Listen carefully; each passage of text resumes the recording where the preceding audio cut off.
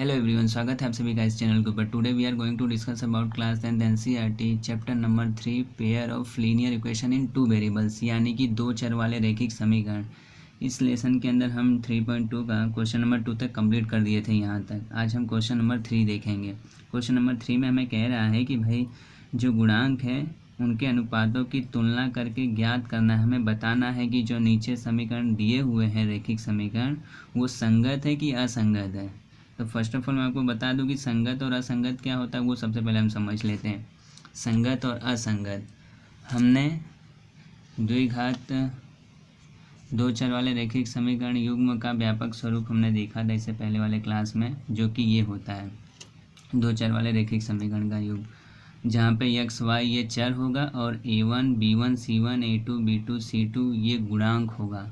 इसके अंदर हम x और y की जो मान है उसे ज्ञात करते हैं, उसे फाइंड किया जाता है और उसी को कहते हैं इसका सॉल्यूशन, इसका हल कहते हैं। इसे निकालने के लिए 4 मेथड टोटल है और उन 4 मेथड के अलावा एक मेथड और भी है जिसे कहते हैं गुणांक को विधि द्वारा। तो ये विधि क्या है ये हम देख लेते हैं फर्स्ट ऑफ ऑल। तो मैं आपको बता दूँ इसके अंदर हम रिलेशन फाइंड करते हैं, रिलेशन निकालते हैं। मीन्स कि हम a1 और a2 निकालेंगे और उसका अनुपात लेंगे, फिर b1 और b2 निकालेंगे और c1 c2 निकालेंगे। यदि a1 a2 ये बराबर ना हो b1 और b2 के ना, तो उस केस में इनको अगर ग्राफ पे दर्शाए तो दोनों रेखा हमें प्रतिच्छेद करती हुई मिलेंगी। अगर मतलब ये रिलेशन अगर हमें मिला तो उस केस में हमें प्रतिच्छेद करती हुई रेखाएँ मिलेंगी। और अगर ऐसा रिलेशन मिल जाए मीन्स a1 बटे में a2 बराबर हो जाए b1 बटे b2, लेकिन जो तीसरा वाला है वो बराबर ना हो c1 बटे c2 के, b1 और b2 c1 और c2 के बराबर ना हो, तो उस केस में हमें समांतर रेखाएं मिलेंगी। और तीसरा केस अगर तीनों का अनुपात बराबर मिल जाए तो उस केस में हमें रेखाएं समपाती मिलती हैं। अब इसके अंदर हमें बताना है कि संगत कब होगा और असंगत कब होगा। तो मैं आपको बता दूं, अगर ये फर्स्ट वाला रिलेशन हमें मिलता है ना तो उस केस में ये संगत होगा। उस केस में हम कहेंगे कि भाई दोनों जो समीकरण हमें दिए हुए हैं वो संगत है। और इसमें भी अगर ये थर्ड वाला रिलेशन मिले, तीसरा वाला, तो उसमें भी ये संगत होगा। और ये जो दूसरा रिलेशन मिला हमें जिसके अंदर दूसरा वाला तीसरे के समान नहीं होगा, यानी कि दोनों रेखाएं अगर समांतर मिलती तो उस केस में इसका जो हल होगा वो असंगत होगा, वो हो जाएगा असंगत। अब देखते हैं इसके कुछ एग्जाम्पल्स। इसके एग्जांपल्स मैंने लिया हुआ है क्वेश्चन नंबर 3 से ही। क्वेश्चन नंबर 3 के अंदर टोटल 5 क्वेश्चन है, जिसके अंदर जो फर्स्ट है वो ये रहा। ये क्वेश्चन देखो इसके व्यापक स्वरूप में नहीं है, तो व्यापक स्वरूप में मैं इसको ला देता हूँ। पहले तो 3x + 2y, देखो बराबर किस तरफ 5 है तो बराबर किस तरफ ले लेते हैं, -5 हो जाएगा बराबर 0। अभी आ गया इसके व्यापक स्वरूप में। सेम यहाँ पर भी बराबर किस तरफ वाले को इस तरफ लाओगे तो प्लस है तो माइनस हो जाएगा -7। अब ये इसके व्यापक स्वरूप में आ गया। अब देखो इसके अंदर ये जो फर्स्ट वाला टर्म्स है वो है a1, जो सेकेंड वाला है वो है b1 और ये है c1। इसी तरीके से जो ये है a2, ये है b2 और ये है c2। इन्हीं की हमें अनुपात लेके देखना है। तो अनुपात मैं लेता हूँ a1 बटे में a2, यानी कि 3 बटे में हो जाएगा कितना 2, बराबर b1 बटे में b2, यानी 2 बटे में -3। यहाँ पे देखो b2 का मान -3 है, 3 नहीं लेना, ध्यान रखना, बराबर c1 बटे में c2, c1 का मान कितना है तो कहना -5 है, c2 का मान कितना है तो कहना -7 है। अब देखो ये सोल्व होगा तो यह सोल्व होगा, माइनस से माइनस कटेगा और कुछ कटेगा नहीं कटेगा। तो ध्यान से ऑब्जर्व करो तो ये देखो फर्स्ट वाला बराबर ही नहीं है, 3 बटे में 2 है यहाँ पे और यहाँ पे 2 बटे 3 है, ये दोनों आपस में बराबर नहीं है। तो इस केस के अंदर हमें जो दोनों लाइन है ना वो प्रतिच्छेद करती हुई मिलेंगी। ये देखो ये वाला रिलेशन यहाँ पे बन रहा है, कौन सा, ये वाला। तो ये वाले रिलेशन में हमें क्या मिलेगा, दोनों रेखाएं प्रतिच्छेद करेंगी और संगत होंगी। इसके अंदर हमें बताना है संगत और असंगत बताना है, तो इसका आंसर होगा संगत होगा। आंसर में आ जाएगा संगत। यहाँ पे जो हल मिलेगा हमें वो संगत होगा। इसी तरीके से क्वेश्चन नंबर 2 भी देख लेते हैं। फर्स्ट ऑफ ऑल इसमें ध्यान से देखो तो ये भी स्टैंडर्ड फॉर्म में नहीं है। जो लास्ट में बराबर की इस तरफ है ना उसको हम इस तरफ ले आएंगे, लेफ्ट साइड में। हमेशा राइट साइड में हमें बराबर के 0 ही रखना होता है, तो इसको ले लो इस तरफ, ये हो जाएगा 0। यहाँ पर भी सेम बराबर 0, यहाँ 9 है। अब चलो लेते हैं। ओके, ये है a1, ये है b1, ये है c1, ये है a2, ये है b2, ये है c2। चलो अब ले लेते हैं इसका अनुपात।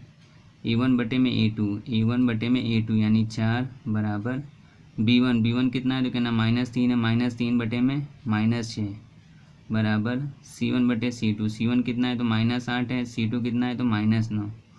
देखो माइनस से माइनस कैंसिल, ये माइनस से ये माइनस कट आएगा और साथ ही साथ 2 से ये 4 कटेगा, ये 3 से ये कट आएगा और ये तो नहीं कटने वाला है। यहाँ पे देखो हमें मिला क्या, इसको हल कर देता हूँ मैं और भी आगे। 1/2 यहाँ पर भी 1/2 बराबर, ये तो कट ही नहीं रहा है इसलिए ऐसे ही आ जाएगा 8/9। अब देखो फर्स्ट वाला जो रिलेशन है ना 1/2 ये तो बराबर है, लेकिन जो दूसरा वाला है वो तीसरे के बराबर नहीं है, यानी ये वाला केस आ रहा है। इस वाले केस के अंदर हमें रेखाएं कैसे मिलेंगी, तो ध्यान से देखो, दूसरा वाला रिलेशन था ना, समांतर रेखाएं मिलेंगी और हमें संगत और असंगत बताना है। तो संगत असंगत में ये असंगत होगा, तो इसका आंसर आ जाएगा असंगत। यहाँ हम लिख देंगे असंगत। सेम क्वेश्चन नंबर 3 में आते हैं। अब क्वेश्चन नंबर 3 क्या कह रहा है। क्वेश्चन नंबर 3 भी देखो स्टैंडर्ड फॉर्म में नहीं है, तो स्टैंडर्ड फॉर्म में हम सबसे पहले तो लाएंगे इसे। स्टैंडर्ड फॉर्म में लाओगे तो ये ऐसे हो जाएगा 3/2x plus 5/3 y minus 7 equals to 0। Same यहाँ पर भी 9x minus 10y is equal to -14 को इस तरफ लाओ तो इक्वल्स टू 0 हो जाएगा। अब उसके बाद क्या करना है, अगर इसको क्रॉस गुणा करके फिर बटे में 2 का गुणा 3 के साथ करके इसके साथ गुणा करके फिर बराबर में ले जाके 0 भी कर सकते हैं, नहीं तो इसे डायरेक्ट भी हम ऐसा कर सकते हैं। क्या, इसे A1 है, ये है B1 और ये है C1। इसी तरीके से ये है A2, ये है B2 और ये है C2। इस तरीके से हमें मान लेना है। और इसके अलावा यहाँ पे जो LCM लेके भी कर सकते हैं हम, नो डाउट होगी। अब इसका अनुपात लो, A1 बटे में A2, A1 कितना है तो कहना 3/2 है, A1 है, और A2 कितना है 9 इक्वल्स टू 5/3 और पूरे के बटे में B2 यानी कितना है B2 तो कहना -10 है बराबर -7 बटे में C2 कितना है तो -14। अब देखते क्या कट रहा है। ये देखो माइनस से माइनस कट जाएगा यहाँ पे और 7 से 14 कटेगा, 7 दूना 14। और यहाँ देखो क्या हो रहा है, इसको पहले मैं हल कर देता हूँ। 3 देखो ये 2 बटे में है ना, और इसके बटे में 9 है तो ये दोनों गुणे में आ जाएंगे, 2 गुणा 9 हो जाएगा बराबर। सेम यहाँ पर भी होने वाला है, माइनस तो ऊपर आ जाएगा ये वाला जो माइनस है, और 5 बटे में 3 है ना तो 3 10 के साथ गुणे में आ जाएगा बराबर। और यहाँ पे देखो काटा था हमने तो यहाँ पे आ जाएगा 1/2। देखो यहाँ पे क्या कट रहा है, तो देखो 3 से ये कटेगा, 3 त्रिका 9, 5 से ये कटेगा, 5 दूना 10, यहाँ आ जाएगा 5 दूना 10। अब एक बार ध्यान से ऑब्जर्व करो तो यहाँ पे हमें मिल गया क्या, यहाँ पे हमें मिल जाएगा 1/2 बराबर। और यहाँ पे हमें क्या मिलेगा, यहाँ पे देखो तो यहाँ पे हमें मिल जाएगा -1/6 बराबर, और यहाँ पे हमें मिल जाएगा 1/2। इस तरीके का हमें रिलेशन मिल रहा है। तो ध्यान से ऑब्जर्व करो ना, तो देखो फर्स्ट वाला रेशियो जो है, पहला अनुपात जो है A1/A2 B1/B2 ये बराबर ही नहीं है। तो पहला अगर अनुपात बराबर ना रहे दूसरे वाले के, तो उस केस में हमें जो रेखाएं हैं वो क्या मिलेंगी, ये वाले रिलेशन के लिए प्रतिच्छेद करती हुई मिलेंगी। और संगत और असंगत की बात करें तो उस केस में हमें संगत मिलता है, यानी इसका जो हल आएगा, सॉल्यूशन आएगा वो होगा संगत। यहाँ पे जो हमें हल मिलेगा वो होगा संगत। इसी तरीके से क्वेश्चन नंबर 4 देखते हैं। क्वेश्चन नंबर 4 क्या है, ये भी देखो इसके जनरल फॉर्म में नहीं, स्टैंडर्ड फॉर्म में नहीं, व्यापक स्वरूप में नहीं, इसको व्यापक स्वरूप में लाते हैं। 11 को इस तरफ लाओगे तो -11 होगा, -10x प्लस 6y, 22 को इस तरफ लाओ तो +22 हो जाएगा, बिकॉज वो माइनस में है इसलिए। चलो अब तुलना करो, 5 बटे में -10, 5 बटे में -10 बराबर -3 बटे में 6 बराबर -11 बटे में +22 ऐसे। अब देखो कट रहा है, हाँ 5 दूना 10, 3 दूना 6, 11 दूना 22।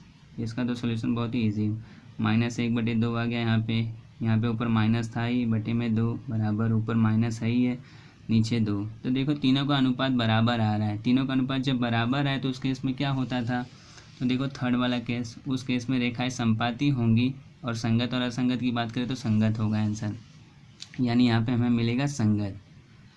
सेम इसके लिए चेक कर लेते क्वेश्चन नंबर 5। क्वेश्चन नंबर 5 में क्या करना है, हमें स्टैंडर्ड फॉर्म में ले आओ पहले तो, इसको भी बराबर 0। अब इसका रेशियो ले लेते हैं। देखो यहाँ पे अगर हम क्रॉस गुणा करना चाहें ना तो क्रॉस गुणा भी कर सकते हैं, 3 का गुणा इसके साथ, फिर ये पूरे के बटे में आ जाएगा, फिर इसका गुणा 0 के साथ करो तो फिर भी हो जाएगा, नहीं तो ऐसे भी कर सकते हो।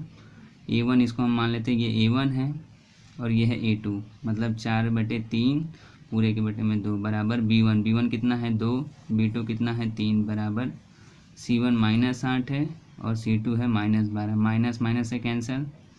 देखो इसको हम लिख सकते हैं क्या 4, ये 3 का गुणा 2 के साथ हो जाएगा तो 3 × 2 बराबर, यहाँ पे तो 2/3 है ही है, और 8/12 इसको हम सेम कॉपी कर देते हैं। अब देखो क्या कटेगा, ये यस कटेगा, 2 दूना 4 और यहाँ आ जाएगा 4 दूना 8 और यहाँ पे 4 3 12। तो ध्यान से देखो ना तो पूरा रेशियो बराबर आ रहा है यहाँ पर भी।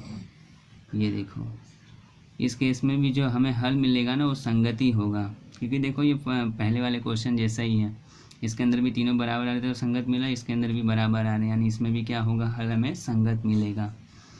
तो ठीक है, यहाँ पे हमारा क्वेश्चन नंबर 3 कंप्लीट हुआ। आज के लिए इतना ही, नेक्स्ट वीडियो में हम आगे के क्वेश्चन करेंगे। तब तक के लिए thank you for watching this video.